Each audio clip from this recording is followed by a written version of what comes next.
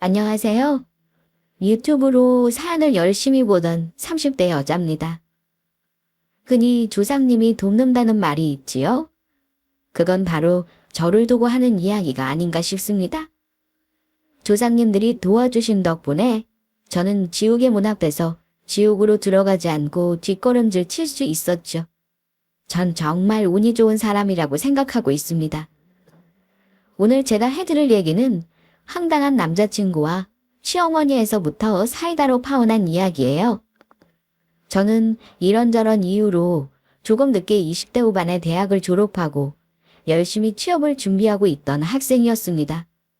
꿈꾸던 것들도 많았고 열심히 취업을 준비할 만큼 더 좋은 결과를 얻을 것 같았기에 누구보다 열심히 알바와 공부를 병행해 가곤 했었죠. 그리고 요새 친구들이 많이 한다던 스터디도 들어가서 영어 공부도 하고 취업에 대한 정보도 많이 얻었습니다. 처음 본 남자친구는 평범하지만 깔끔한 인상이었고 그저 서로 도움을 주는 사이였습니다. 남자친구에 대해서 처음 듣게 된 건 스터디를 함께하는 사람들로부터였어요. 지영씨, 그거 알아요? 저 남자분 엄청 여유 있대요. 들어보니 저 나이에 강남에도 자가집이 있다고 하고 부모님도 자세히 말은 듣지 못했는데 사업체를 운영하시는 것 같더라고요. 주변에 여자 관계도 깔끔하고 아마 저런 남자가 유든 신랑감 아닌가.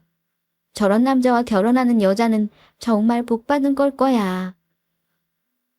그때 저는 처음으로 남자친구에 대한 이야기를 들었던 것 같아요. 사람이 처음부터 깔끔해 보이더니 이유가 있었구나 싶더라고요. 사실 저도 다른 기업의 임원이신 아버지 밑에서 부족하게 자란 건 아니라서 그런 분이시구나 알게 되는 정도였습니다.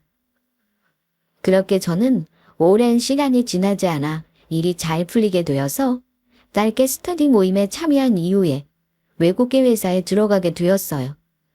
영어도 잘할 수 있던지라 통역도 함께 맡게 되면서 승진도 금방 하게 되어서 운 좋게도 또래 월급의 2배는 받을 수 있게 되었죠. 항상 저에게 과분한 기회라고 생각하면서 열심히 일을 했습니다. 그 이후 남자친구의 잘 지냈냐는 연락으로 시작한 적극적인 어필로 저희는 연애를 시작하게 되었어요. 남자친구는 굉장히 매너도 좋고 순한 사람이었고 저를 항상 미소 짓게 만들어주는 사람이었죠. 이 사람이라면 함께 미래를 꿈꾸어도 좋겠다고 항상 생각했고요. 남자친구도 원하던 기업에 들어가게 되면서 저희는 결혼을 함께 생각하던 사이였기에 돈도 함께 모으고 자연스레 함께하는 계획을 세우게 됩니다. 그렇게 저희는 길다면 길고 짧다면 짧은 4년 정도의 연애를 하게 되었고 호텔 레스토랑에서 멋진 프로포즈도 받게 되었어요. 본격적으로 결혼 준비를 하게 된 것이지요. 이후 함께 스터디 모임을 하던 사람들이 모인 자리에서 저희는 결혼을 한다는 소식을 전하게 됩니다. 저희 결혼해요. 오빠와 저 잘 살게요. 이 스터디에서 베티를 만나게 되어서 기뻐요. 꼭 모두 결혼식 와주실 거죠? 우와, 정말 결혼해요? 너무 죽어요. 둘 다 완전 선남선녀네. 또 여유 있으니 그들이 사는 세상처럼 재벌집 되는 거 아니야? 아, 아니에요. 겨우 저희도 돈 모아서 결혼하는 걸요? 이제 워낙 다들 살기 힘들잖아요. 아무튼 너무 축하해요. 서로 상견례는 다 한 거예요? 뭐 다른 준비는 잘 돼가고요? 아직 상견례는 안 했어요. 저희끼리 프로포즈하고 결혼 준비 시작하기로 한 거라 아직 시작 단계예요. 그래요. 너무 축하해요. 잘 어울린다고 생각했는데 이렇게 잘 되니 너무 기쁘네요. 그렇게 스터디 모임 사람들의 축하도 받았고 행복한 미래를 꿈꾸면서 예쁜 신혼집 가구도 알아보러 다녔습니다. 여기까지 행복하기만 했고 남자 100명을 만나봐도 이런 남자는 없을 거라는 자신도 있었어요. 다만 딱 하나 걸리는 게 있었죠. 지금 생각하면 그것이 복병이 될 줄은 꿈에도 상상을 못했지만요. 제일 마음에 걸리는 건 제가 아직 시어머님, 시아버지가 되실 분들을 못 배웠다는 점이었어요. 결혼을 하려면 상대방의 부모님을 보라는 말, 전 정말 맞는 말이라고 생각했고, 전부터 최대한 빨리 뵙고 싶어 계속해서 찾아뵙겠다고 말을 하곤 했죠. 하지만 그럴 때마다 남친은 온갖 이유를 대면서 그 말을 돌려버리기 일쑤였어요. 어느 날은 어우님이 편찮으시다며 입원했다고도 하더니, 어느 날은 아버님이 상갓집을 가셨다며 첫 만남부터 좋은 기운이 있었으면 좋겠다고 하면서 자꾸 피하는 겁니다. 이상해서 꼬치꼬치 캐묻던 저와 남자친구는 결국 싸움을 하고 말죠. 혹시 이번 주 주말에 어머님 아버님 시간 되셔? 나 뭐 좀 드릴 게 있어서. 어? 당장 이번 주 주말이면 3일째 아니야? 아, 이번 주 주말은 안 되는데. 엄마 아빠 제주도 여행 가시거든. 왜? 왜 또 안 되는데? 우리 이제 결혼하는데 한 번도 못 뵙는다는 게 말이 돼? 원래 먼저 만나 뵙고 결혼 허락받고 그러고 준비하는 거야. 아, 우리 엄마 아빠는 그렇게 많이 와서 만나고 선물도 드리고 하면서 나는 왜 안 돼? 나도 드리고 싶은 것도 많아. 한 번 정말 뵙고 싶기도 하고. 아니야, 아는데. 자연스럽게 시간 나면 보면 되는 거지. 어차피 결혼하면 돌아가실 때까지 봐야 하는데 굳이 시간 내서 너 힘들게 만나게 하고 싶지 않아서 그래. 오해하지 마. 안 힘들다니까. 난 정말 뵙고 인사드리고 싶어. 내가 곧 자리 만들어 볼게. 어? 그니까 너무 급하게 생각하지 말고 우리 하던 대로 그 속도대로 가자. 남자친구 부모님께서 이번 주말에는 또 제주도 여행을 가신다고 합니다. 자꾸 피하는 느낌이 든 건 왜였을까요? 저는 드라마나 영화에서 나오는 이야기같이 결혼을 실패하고 싶지 않았어요. 물론 실패하고 싶어서 하는 사람이 누가 있겠냐마는 전 정말 신중히 잘 선택하고 싶었죠. 찝찝했지만 저는 남자친구를 너무 사랑했고 제가 할 수 있는 방법은 시어머님, 시아버님을 뵐 수 있는 자리를 빨리 만드는 거였습니다. 남자친구의 말대로 어머니께서도 저를 너무 빨리 만나고 싶어 하신다고 했고 항상 저를 우선으로 생각하시며 예뻐하신다고 했는데 그 말을 들을 때마다 빨리 뵙고 싶었지만 곧 자리를 만들어 본다는 남자친구의 말을 믿고 기다릴 수밖에 없었습니다. 사실 저희 친정 엄마 아빠는 남자친구를 굉장히 마음에 들어 하셨어요.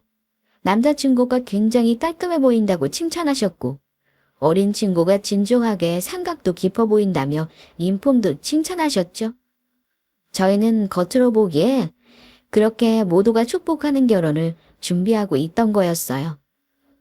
저희는 상견례 자리도 금방 잡게 되었고 사실 상견례 자리에서 처음 뵙는 것도 마음에 들진 않았지만 그때 당시에는 순서만 바뀌었을 뿐 크게 문제될 게 없을 거라고 생각했어요.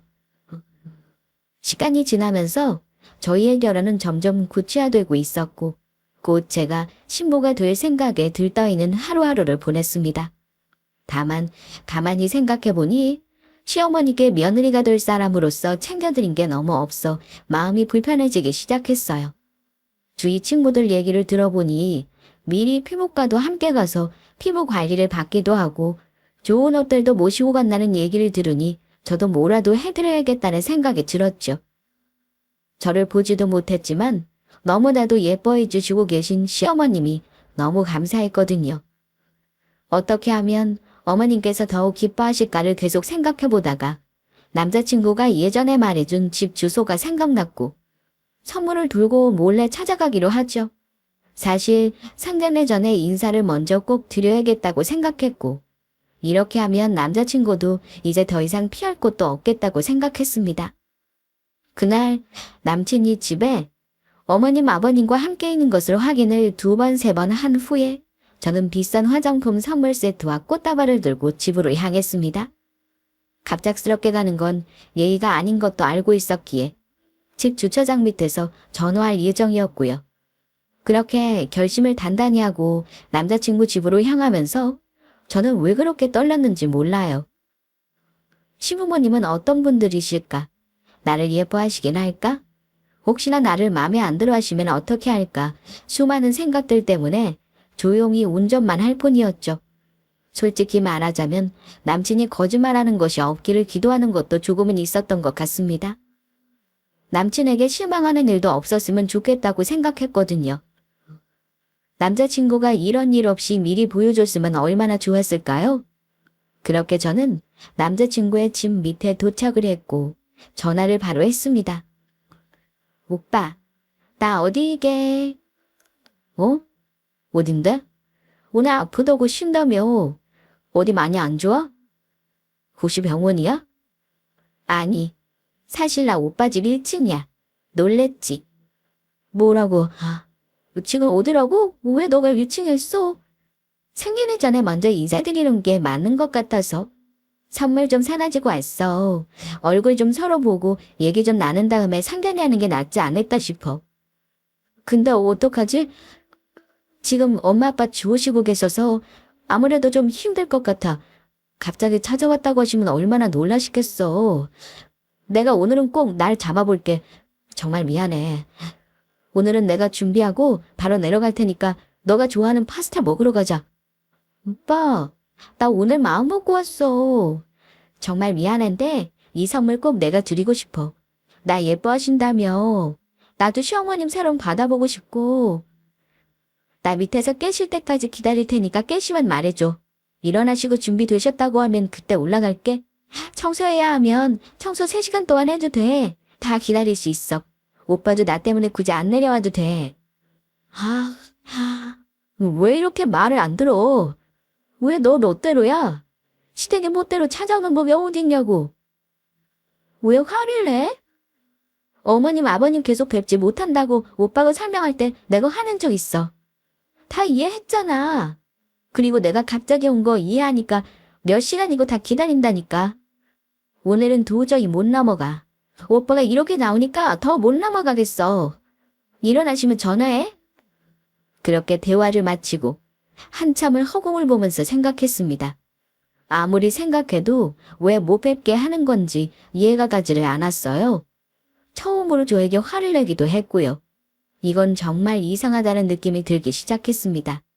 그렇게 2시간 정도가 지났을까요? 남자친구는 저에게 전화를 해서 아직도 밑에 있냐고 묻고는 이제 올라오라고 말을 하더군요.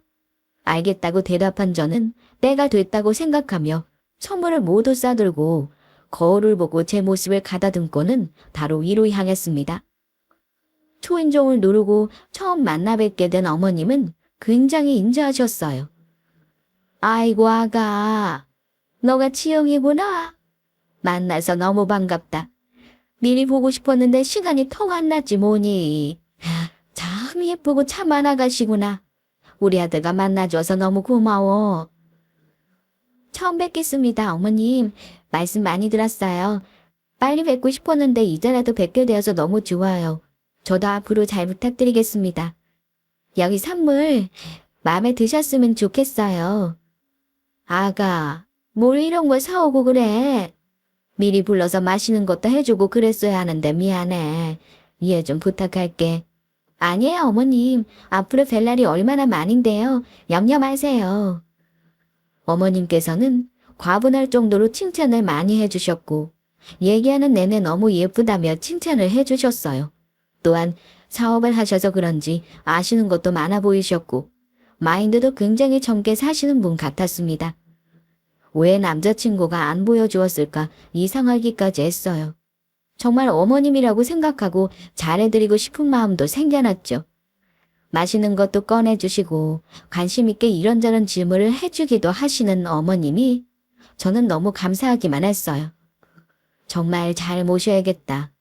부모처럼 생각해야겠다고 다시 한번 다짐을 하게 되었던 순간 저는 화장실이 너무 가고 싶어서 일어났고 불을 켜고 들어가려는 순간 화장실 바로 옆 가구에 붙어있는 무언가를 보게 됩니다. 바로 새빨간 압류 딱지였어요. 저는 너무 놀라서 이게 어떻게 된 일인지 생각을 해보기 시작했어요. 남자친구한테 듣기로는 여유가 있다고 말씀하셨는데 갑자기 얼마 안 되어 보이는 압류 딱지라뇨. 전 뭔가 이상하다 싶어서 집을 한번 둘러보고 싶다고 하면서 가구들을 한번 돌아보기 시작했습니다. 부엌에는 딱지가 급하게 떼어진 모습이 눈에 들어왔고 베란다에도 미처 지우지 못한 딱지가 붙은 가구가 발견되었죠. 저는 아차 싶었어요. 뭔가가 잘못되었다고 생각하고 있었고 꼭 물어봐야겠다고 생각했어요. 전 직접 어머니께 여쭤보긴 신뢰가 될 수 있으니 남자친구에게 대놓고 물어보기로 합니다.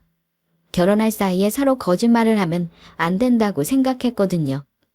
오빠, 근데 저기 빨간 압력딱지는 뭐야? 혹시 빚있는 거 있어? 그러자 남자친구도 어머님도 모두 저를 보고 흠칫 놀라서 당황하기 시작하시더라고요. 그러더니 남편은 더듬거리며 한솔수설 상여해주기 시작했습니다. 나도 잘 모르겠는데 그게 나 어렸을 때 맞나? 내가 듣기로는 우리 아빠가 뭔가 오해가 사서 일이 꼬였나 그랬는데 자세히 잘 모르겠다. 내가 다음에 제대로 물어보고 설명해줄게. 그러자 뒤에서 어머님이 얼굴색이 싹 변하시더니 저에게 본색을 드러내시기 시작했습니다. 저는 공포영화도 그런 공포영화가 없다고 생각했어요. 순간 얼굴색이 변하시는 게 정말 무서웠거든요. 순간 저는 실수했나 뭔가 숨겨진 문제가 있는 건가 싶어서 죄송한 마음이 들긴 해서 사과를 드려야겠다고도 생각했습니다. 예, 솔직히 까놓고 말아마. 예전에 이 아빠가 사업을 몇 번 말아먹는 바람에 빚있는 거 맞다. 그래서 지금은 우리가 딱히 여유가 없어. 예전에 여유가 있게 살았는데 말이지. 혹시 월급이 얼마나 되니? 네. 제 월급은 왜... 무슨 말씀이신 거예요? 아들한테 들으니 또래보다 훨씬 많이 번다던데. 능력도 좋다고 하고. 혹시 1,000만 원 정도 가까이 버니? 일 시작한 지 얼마 안 되어서 그렇게 따지는 안 돼요. 그거보단 조금 안 되게 벌고 있어요. 왜 그러시죠? 결혼하면 네 월급의 절반은 우리 집 빚 갚는 데 쓰자꾸나. 너도 거지 같은 시댁 두는 것보다는 여유 있는 시댁 두는 게 더 낫지 않니? 다 같이 잘 살아야지. 나도 네 부모가 되는 거다.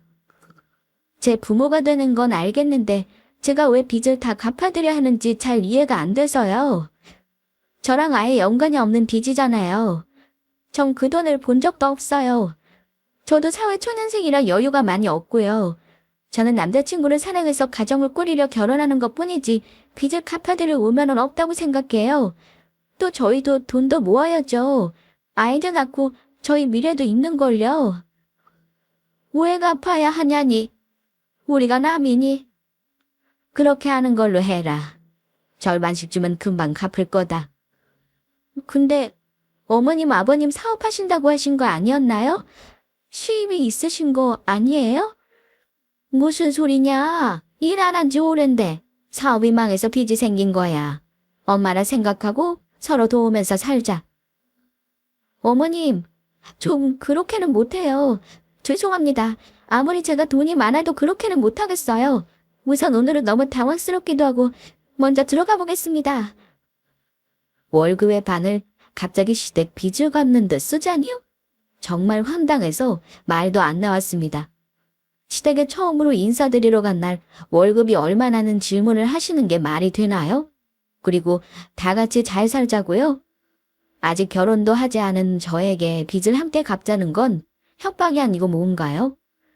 저희 부모님이셨으면 일을 3배씩 뛰어서라도 저에게 알리지 않고 빚을 갚으셨을 겁니다. 정리하자면 남자친구 부모님은 아무 사업도 안 하시는 빚만 있는 부모님이셨던 겁니다. 남자친구는 어머님이 저렇게 쓸데없는 말씀을 하셔서 분란을 일으킬까봐, 그리고 사업을 하고 계시다는 거짓말이 드러날까봐 계속해서 못 만나게 해왔던 거고요. 이런 남자를 어떻게 믿고 제가 결혼까지 할 수 있을까요?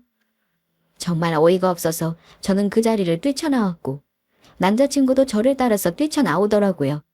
그리고는 달려가는 저를 불러세워서 대화를 하자고 하더군요. 지영아, 잠깐 얘기 좀 해. 내가 지금 말을 하고 싶게 생겼어. 내가 왜 니네 집 빚을 갚아야 되니? 아무리 생각해도 이건 아니야. 그리고 내 월급도 너네 엄마한테 미주얼고주알 다 말해. 내가 돈 잘 버니까 이때다 싶어서 결혼시키고 빚 같이 갚자고 하시는 거 아니야. 황당해가지고 진짜. 넌 지금 이 상황으로 어떻게 생각해? 내가 미리 말 안 한 건 미안하다. 빚 있고 그런 거 말이야. 그냥 개인적인 집안일이라고 생각했어. 부모님이 알아서 하실 거라고 생각하기도 했고, 이 결혼, 우리 다시 생각해보자. 결혼하면 어머님 계속 전화와서 빚답자고 탓들하실 것 같아. 사람 절대 변하지 않아. 그리고 어머님 말씀하시는 거 보니 왜 너가 못 만나게 했는지도 알겠어. 너도 감당을 할 수 없었던 거지. 맞지? 그리고 어머님 아버님 사업 안 하신다잖아. 집에만 계신다잖아. 나를 뭘로 봤으면 이렇게 거짓말을 해. 너 뭐라 그랬어? 결혼을 다시 생각해보자고? 고작 빚 때문에 우리가 만나왔던 건, 우리가 사랑하는 건. 너 참 매정하다. 우리 엄마 아빠 사업해서 결혼하려는 것도 아니잖아. 돈밖에 모르는 속물이야 너. 너야말로 아무것도 모르는구나. 이런 일이 계속 있으면 사랑도 사라지기 마련이야. 누가 누구한테 속물이래. 집안 전체가 빨대 꼽으려고 했으면서. 내가 왜 결혼을 해? 내가 뭐 한다고 거짓 소문에 제 발로 들어가냐. 그리고 거짓말을 했으면 사고가 먼저인 거야. 다른 말 꼬투리 잡는 게 아니고. 알겠어? 그렇게 저는 남자친구, 아니 남편이 될 뻔했던 사람의 손을 뿌리치고는 뛰쳐나와 집으로 향했습니다. 운전하면서 얼마나 펑펑 울었는지 몰라요. 저보고 돈밖에 모르는 속물이라니요. 그럼 제가 제 돈을 반씩 갖다 바치면서 빚을 갚아드렸으면 속물이 아닌가요? 시아버지가 사업을 뭘 하셨고 어떻게 망했는지도 모르는데 그 빚을 제가 왜 갚아줘야 하는지 도저히 제 상식으로는 이해가 가지 않았습니다. 저는 그렇게 집에 도착해서 이성적으로 생각해보기로 했습니다. 감정에 휩쓸려서는 안 된다고 생각했거든요. 생각하면 생각할수록 이 결혼을 안 하는 게 맞았고 저는 결혼을 다시 생각해보자는 말을 하길 잘했다고 생각했어요. 파혼하자는 말과 다름없으니까요. 파혼을 바라보는 주변의 시선도 걱정이 되었지만 그 남자와 80년 동안 사는 건 저일 거고 시댁을 감당하는 것도 저와 남편이었기에 이건 파혼하는 게 100번 맞다는 결론에 이르게 되었습니다. 평소에 친구들로부터 감정이 없다는 이야기를 계속 들어왔는데 이게 이렇게 저에게 도움이 될 줄은 몰랐네요. 슬펐지만 그만큼 정신도 금방 차렸으니까요. 그 다음 날부터 남친은 하루에도 몇 번씩 전화가 오기 시작했습니다. 이대로 끝낼 수 없다며 계속해서 잡곤 했죠. 처음에는 알아듣지 못했나 싶어서 받아서 설명해 주었는데 그래도 잘못 알아듣는 듯 싶었어요. 지영아, 정말 끝 아니잖아 우리. 내가 잘할 때. 왜 그래? 전화번호 바꾸기 전에 전화하지 마. 충분히 다 설명했고 난 이미 마음 정리도 다 했어. 너네 집 빚 갚아줄 수 있는 여자 만나. 싫다는 사람 괴롭히지 말고. 일주일만 생각해봐주면 안 될까? 혹시나 마음이 변할 수도 있잖아. 사람은 다 변해. 그리고 우리가 같이 엄마 아빠 빚을 갚으면 금방 갚을 거야. 우리는 아직 젊잖아. 일주일이 무슨... 1분도 생각하기 싫은데 무슨 소리야. 아직도 빚타령이야. 차단할 거야. 전화하지 마. 그리고서는 이미 마음이 떠난 저에게 하루에 한 번씩 저희가 데이트했던 사진을 보내기 시작했어요. 남자친구 전화번호를 타단하니 모르는 번호로 연락이 오기 시작했죠. 슬슬 집착이 되진 않을까 걱정이 되기도 하면서 저는 모든 문자 전화 기록을 따로 파일에 모아두기 시작했습니다. 여기서 중요한 것은 저희는 예비 부부에서 부부로 넘어가는 직전이었기에 혼수 준비도 모두 다 되어 있었는데 저 없을 때 카드 결제를 해야 한다고 하며 남자친구는 저에게로부터 카드를 가져간 적이 있었어요. 저희는 그렇게 헤어지게 되었는데도 카드는 일부러인지 왜인지 돌려주지를 않더군요. 어디까지 하는지 궁금해서 저는 그냥 두고 보기로 했습니다. 오히려 쓰게 되면 기록이 남으니 더 쓰려고 생각하면서요. 그러던 어느 날 모르는 번호로 전화가 왔고 저는 아무 의심 없이 전화를 받았습니다. 여보세요? 지영이니? 나다, 시어머니. 누구세요? 전 시어머니 없는데요. 그러지 말고 내 말을 들어보거라. 뭔가 오해가 있었던 것 같은데 빚을 너의 월급으로 모두 갚으라는 말은 아니었다. 나도 일할 거고 우리 아들도 일할 거 아니니 너가 갚을 이유 없는 거. 너 말이 다 맞아. 내가 순간 빚을 빨리 갚고 싶은 마음에 말을 꺼냈나 봐. 너에게 부담을 줄 생각은 없었다. 우리 아들 전화도 좀 받아주고 며칠 동안 밥도 먹지 않고 있어. 어머니 무슨 소리 하시는 거예요? 저 혼자 빚 갚는 게 아닌데 뭐가 중요해요? 제가 그 집 빚을 갚는 것 자체가 말이 안 돼요. 아드님은 저에게 돈밖에 모르는 성물이라고 했던 사람이에요. 빚을 갚고 말고를 떠나서 그 이야기를 듣고 어떻게 결혼할 수가 있겠어요? 결혼할 이유 자체가 없어졌다고요. 아시겠어요? 전화하지 말아주세요. 부탁드립니다. 그날 이후로 어머님은 계속해서 사과의 문자와 전화를 보내시기 시작했고 외국에 있다던 남자친구의 누나까지 전화가 오기 시작했어요. 사실 이제 와서 생각해보면 외국에 있던 게 맞았는지도 잘 모르겠어요. 어머님 아버님의 사업한다는 사실조차도 거짓말이었으니까요. 모든 전화는 제가 녹음을 해놓고 있었고 혹시 모르니 친정에서 회사도 출퇴근을 하고 있었죠. 남자친구와의 추억이 가득했던 제 자취방도 이사를 갈 준비도 완료했고요. 정말 황당한 건 계속해서 남자친구네 집 주변에서 계속해서 카드가 사용되고 있었다는 거예요. 제가 다시 돌아갈 줄 알았던 걸까요? 아니라면 도둑질인데 말이죠. 그러던 어느 날 회사 앞에 익숙한 모습이 보였어요. 네, 맞아요. 남자친구였죠. 지영아, 전화도 차단하고 무슨 일 있나 싶어서 찾아왔어. 사실 너에게 할 말이 있어서. 경찰에 신고하기 전에 가는 게 좋을걸? 잠깐 얘기 좀 하자. 나 엄마랑 누나랑 다 연 끊고 연락도 안 해 지금. 너에게 그런 말을 한 것을 용서할 수가 없더라. 카페 잠깐만 가자. 내 얘기 좀 한 번만 들어줘. 엄마랑 연을 끊었다고. 너가. 나도 참을 수가 없어서. 생각해보니 너 말이 틀린 것 하나도 없고 말이야. 우리 집 빚을 너가 갚을 이유 없잖아. 우리 집에서 자란 것도 아니고 아빠 사업한 덕을 너가 본 것도 아니고 내가 생각이 짧았어. 그렇게 엄마와 누나와 연을 끊었다는 남자친구. 계속해서 길거리에서 저에게 빌고 빌더라고요. 저는 다시 합치고 싶은 생각은 전혀 없었고 말도 섞기 싫었지만 회사 앞을 피하고 싶어 우선 알겠다고 했죠. 카페에 들어간 저는 남자친구와 오랜만에 마주보고 앉게 되었습니다. 그 순간에도 저는 쳐다보기도 싫어서 말을 한마디도 하지 않은 채 듣고만 있었죠. 카드 얘기를 할 건지도 궁금했어요. 언제쯤 카드를 돌려주겠다고 할지 말이에요. 나 진짜 엄마하고 누나하고 연 끊었어. 이제 다시 볼 일 없어. 나는 사랑하지 않아? 다시 한 번만 생각해주라. 그렇게 계속해서 20분은 저를 붙잡더라고요. 이제는 동정심도 없던 채로 피곤해서 빨리 집에 가고 싶던 참에 남자친구는 잠시 화장실을 다녀온다고 했습니다. 이제 남자친구와 다녀오면 집에 가자 말해야겠다고 생각했고 가방을 챙기는 참에 갑자기 남자친구 핸드폰에 문자가 오는 겁니다. 화면이 켜지며 보이는 문자는 정말 충격적이었습니다. 연을 끊었다는 어머님으로부터 온 문자가 아니겠어요. 잘 꼬셔봐. 그러면 빚 금방 갚을 수 있어. 빚 다 갚고 차려주면 되잖니. 저는 보고 정말 어이가 없어서 우라통이 터지는 기분이더군요. 저를 농락해도 이렇게까지 농락할 수가 있을까요? 원래부터 다시 합칠 생각은 개미만큼도 없었지만 이건 해도 해도 너무한다는 생각이 들기 시작했어요. 이건 완전 모자 사기단 그 자체였어요. 그 문자도 사진을 찍고는 저는 한참을 생각했죠. 그 와중에도 어머님이 쓰시는 건지 누가 쓰시는 건지 제 카드를 쓰고 있는지 내역 알람이 계속해서 오고 있었고요.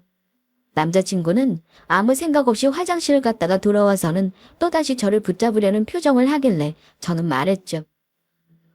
너 핸드폰 확인해봐. 연 끊었다던 너 엄마한테 문자 왔더라. 확인을 한 남친은 얼굴이 사색이 되는 게 아니겠어요? 너무 당황스러워서 서서 혼자 식은땀만 흘리더군요. 저는 도저히 참을 수가 없어서 따귀를 한 대 때리고는 옆에 있는 물을 부어버렸습니다. 야, 네가 사람을 불러보는구나. 어디서 사기 결혼을 하려고더라. 적당히 봐주려고 할 때 조용히 헤어지진 그랬어. 엄마하고 연을 끊어. 참, 웃기지도 않네. 한 번만 더 연락 오면 그때 너 고소당할 줄 알아. 그렇게 나오면서 저는 정말 황당해서 말도 안 나오더라고요. 그리고는 집에 가서 내가 어떻게 고소를 할 수 있는지도 꼼꼼히 찾아보기 시작했어요. 결혼 준비도 하고 있어서 예약 내역도 모두 있었으니 저희가 결혼할 예비신랑 신부였다는 건 입증이 되고 압류딱지는 서류 조회로 가능할 것이며 전화 녹음과 문자 내역도 다 있겠다. 협박으로도 볼 수 있지 않을까 싶었거든요. 또한 현재는 아무 사이도 아니기에 제 카드를 사용한 건 절도죄로도 볼 수 있었어요. 그렇게 차곡차곡 준비를 하고 있는 와중에 이제 정말 말도 안 되는 상황이 발생하게 됩니다. 제가 그 남자를 만났던 건 생애 최악의 선택이었던 거예요. 아무리 저에게 전화를 해도 제가 어머님 전화도 받지 않고 시누이 전화까지도 받지 않으니 화가 난 시어머님은 회사로 찾아오시기 시작하셨어요. 회사로 오셔서는 제 이름을 대시고 이 사람 저 사람을 붙잡고 제 얘기를 하시기 시작하셨죠. 혹시 이 사람을 아시냐고 하면서 파렴치한 속물이라느니 돈이 없다고 남자를 버렸다느니 버림받은 우리 아들은 병원에 실려갔느니 그런 말을 하곤 했습니다. 저희 부서 직원들은 어느 정도 내용을 알고 있는지라 화를 내기도 하며 무시하고 지나갔지만 다른 부서 직원들은 아니었나 봐요. 어느새 저는 사람들의 입방아에 오르내리는 사람이 되고 말았습니다. 창피함을 무릅쓰고 저는 더는 안 되겠다 싶어서 저는 회사를 시끌벅적하게 만들어버렸습니다. 여기서 뭐 하시는 거예요, 아줌마? 저랑 뭔 사이라도 되세요? 누가 파렴치한지 지금 모르시는 거예요. 뭐야? 아줌마. 네, 아줌마죠. 저랑 아무 사이 없는 분이시잖아요. 사업한다고 사기치고 집에 있는 비디는 것도 숨겨서 결혼시키려고 하셨잖아요. 또 영 끊었다고 했으면서 빚 갚으라고 꼬시라고 문자도 보내셨잖아요.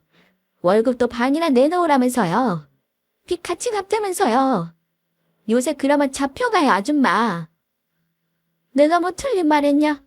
너네 잘 만나고 있던 건 맞잖아. 근데 돈 때문에 내 아들 버린 거 아니냐? 이보세요. 제가 미쳤다고 그 집구석 빚이나 갚아주고 있게 생겼어요. 경찰 불렀으니 집에 갈 준비를 하세요. 그렇게 제가 부른 경찰도 왔고 어머님은 경찰에 의해 밖으로 끌려나가셨죠. 이미 사람들은 무슨 일인지 웅성웅성 모인 상태였기에 저는 꼭 해명을 하고 넘어가기로 했어요. 회사에 피해를 주긴 싫었거든요. 저는 전체 회사 메신저로 모든 직원들이 볼 수 있도록 글을 보내게 되었죠. 안녕하세요. 무리를 일으켜 너무 죄송합니다. 제 예전 시어머니가 될 뻔했던 분 때문에 많이 피해를 보고 계신 거 알고 있습니다. 저와 아예 상관없으신 분이고 들으셔서 아시겠지만 제 월급 반으로 본인 빚까지 갚으려 하셨던 분입니다. 앞으로 저분 만나게 되시면 무시하시고 경찰에 신고해 주시면 번거로운 것들은 다 제가 처리하도록 하겠습니다. 저는 어머님이 더 많이 찾아와도 상관없었어요. 그만큼 저는 증거가 늘어나는 거였으니까요. 회사꾼들도 그 이후로는 저를 더 많이 응원해 주시고 이해해 주시더라고요. 저는 이제 모든 증거를 모아서 고소를 하기로 했고 변호사 상담을 받아보기 시작했어요. 이렇게 제가 꼼꼼히 준비하고 있는 줄은 상상도 못하고 있었을 거예요. 아무 생각 없이 화만 내고 있는 줄 알았겠죠. 하지만 저는 그렇게 우스운 사람이 아니었거든요. 상담을 해보니 협박과 업무방해로 소송이 가능하다는 이야기를 듣게 되었고 카드 절도까지 더하여 중범죄가 될 수도 있다는 소식을 듣고는 뛸 듯이 기뻤죠. 저는 그렇게 소땅을 남자친구 집으로 보내게 되었습니다. 또한 저는 이는 부족하다 싶어서 제가 회사에서 망신당한 만큼 남자친구도 당해봐야 한다고 생각했어요. 그래서 저는 남자친구 회사 게시판으로 가서 여태까지 모은 증거를 올리며 남자친구와 시어머니의 파렴치함을 적어 올리기 시작했죠. 저는 악에 받쳐서 모든 글을 올리기 시작했어요. 눈에는 눈이고 이에는 이 아니던가요? 이후로는 어머님도 남자친구도 뭔가 잘못된 것을 알게 되었는지 전화 와서는 잘못했다고 계속해서 빌기 시작하죠. 얘야, 미안하다. 아들이 회사도 이제 그만두게 될 것 같아. 이제는 다시 연락을 하지 않으마. 합의도 그냥 해주면 안 되겠니? 우리 여유 없는 거 알잖니? 무슨 합의는 합의예요.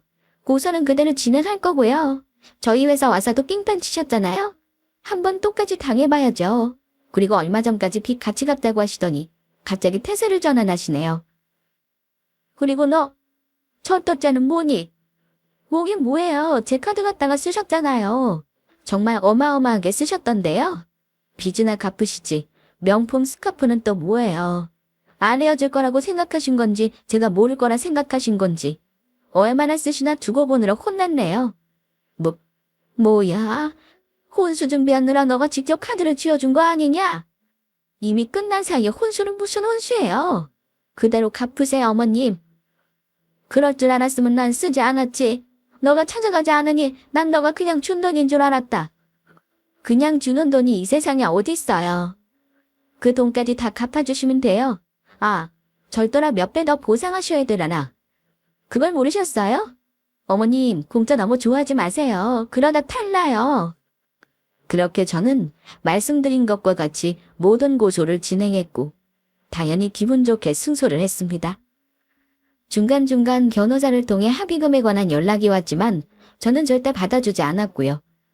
요새 강력해진 스토킹법까지 모두 나와서 저에게 만족스러운 결론이 났죠. 제가 기대했던 것보다 더 크게 말이죠. 들어보니 남자친구는 회사에도 모두 소문이 나게 되어 고개를 들고 다닐 수 없다며 회사도 그만두게 되었고 어머님도 앞일을 막지 못해서 아버님과 작은 단칸방으로 이사를 갔다는 소식도 다른 사람을 통해 듣게 되었어요. 절도죄로 형량도 사시게 될지도 모른다고 해요. 법이라는 게 있는 이유가 있나 봐요. 하지만 전 이렇게 끝낼 수는 없다고 생각했어요. 법은 법대로 진행하되 제 회사에 와서 난리치신 만큼 저도 그들의 주변 사람들이 모두 이 소식을 제대로 알아야 한다고 생각했거든요. 전 제가 알던 스터디 모임, 남자친구의 SNS, 발로 뛰어 열심히 찾아서 알게 된 어머님의 친구분들, 교회 등 모든 곳에 제가 여태까지 당했던 내용들을 증거와 함께 정리해서 뿌리기 시작했습니다. 반응은 아주 뜨거웠죠. 응원의 문자도 많이 받았고 함께 화내주시는 분들도 많으셨어요. 아마 제가 이렇게까지 했는 줄은 모른 채로 동네에서 고개도 못 들고 다니시고 있을 거예요. 어떤 사람인지 주변 사람들이 다 알아버렸을 거거든요. 그렇게 저는 눈에는 눈, 이에는 이의 복수를 마쳤고 제대로 갚아준 것 같아 아주 속이 시원합니다. 아직까지도 왜 그렇게 저에게 집착을 하셨는지, 제 월급을 그렇게 바라셨는지, 왜 본인들 돈으로는 빚을 갚을 생각을 못했는지 아직까지 정말 의문입니다. 시간이 지나고 저는 그렇게 지옥에서 벗어나 현재를 감사하며 열심히 살고 있습니다. 또한 저를 계속 괴롭히던 남자친구와 어머님을 법의 도움을 받아 제대로 심판하게 된 것 같아서 기쁘게 생각하고 있어요. 주변 사람들에게 실체를 드러내게 한 것도 정말 속이 시원하고요. 아무것도 모르고 결혼했으면 어땠을지 상상만 해도 정말 끔찍하답니다. 아직 제 인연을 만나지 못해서 새로운 사랑을 시작하지 못했지만 저는 제 스스로도 너무 만족하고 행복해요. 똥 밟았다고 생각하고 앞으로 남은 인생 열심히 살아보려고요. 세상엔 정말 별별 사람들이 다 있는 것 같아요. 유명한 노랫말처럼 정말 세상은 요지경이라는 것을 새삼 느끼게 되는 요즘입니다. 날씨가 추운데 항상 감기 조심하시고 제 사연은 여기까지였습니다. 감사합니다.